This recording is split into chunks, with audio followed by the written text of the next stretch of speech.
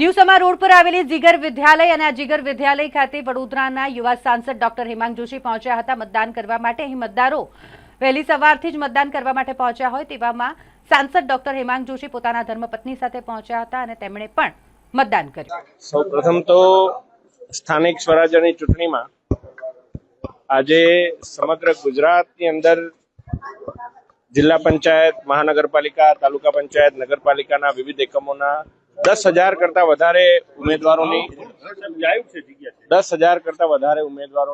આજે ચૂંટણી પ્રક્રિયા થઈ રહી છે।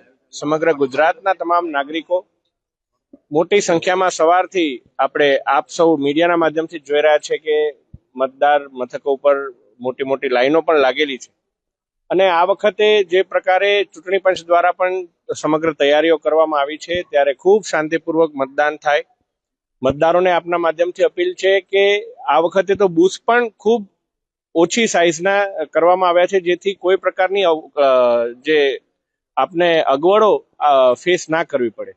ત્યારે આ પ્રકારનું જ્યારે સમગ્ર વ્યવસ્થા કરવામાં આવી છે, મોટી સંખ્યામાં મતદાન કરો અને વિકાસ માટે મતદાન કરી અને સમગ્ર ગુજરાતને વિકસિત ગુજરાતથી વિકસિત ભારત બનાવવા માટે આપણે સૌ મતદાન કરીએ।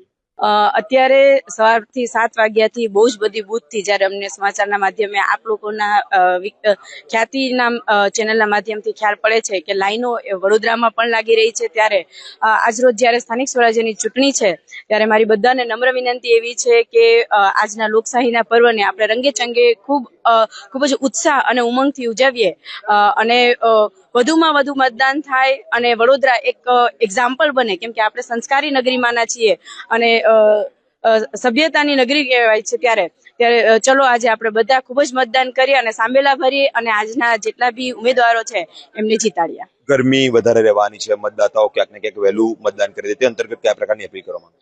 બધાને એવું કહીશ કે ગરમી છે તો પાણી, છાશ, લીંબુ શરબત એવી જે કંઈ પણ વ્યવસ્થાઓ છે એમની પોતાની જાતે પણ પોતાની કાળજી રાખે। લાગે તો છત્રી છે યા તો પછી કેપ છે એવું પહેરીને આવે મતદાતાઓ તો એમને થોડું સારું પડશે।